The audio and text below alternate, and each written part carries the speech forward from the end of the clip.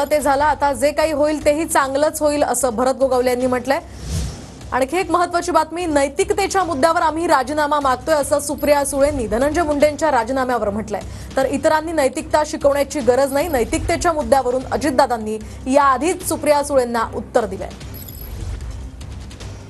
आपण पाहतोय सुप्रिया सुळे यांनी धनंजय मुंडेंच्या राजीनाम्यासंदर्भात हे महत्त्वाचं विधान केलेलं आहे। नैतिकतेच्या मुद्द्यावर आम्ही राजीनामा मागतोय असं त्या म्हणाल्या।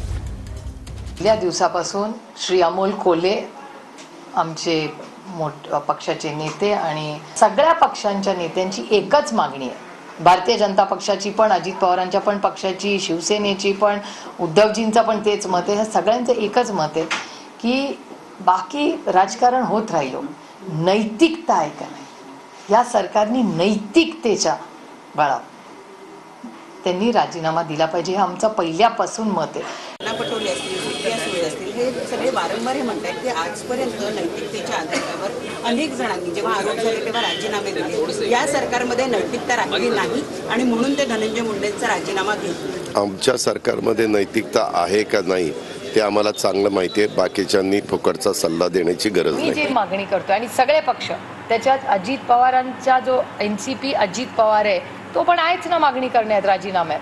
कुठला पक्ष जो राजीनामा मागत नाहीये, म्हणजे त्यांचा स्वतःचा पण पक्ष म्हणतोय राजीनामा द्या, आणि राजीनामा मी नैतिकतेवर मागतोय। आणि लोकशाहीमध्ये त्या संविधानाच्या चौकटीतच आम्ही करतोय ना जे करतोय ते, आणि पुरावे तर सगळेच देत आहेत। रोज तुमच्या चॅनलवर एक नवीन पुरावा देतोय, अजून काय पुरावे?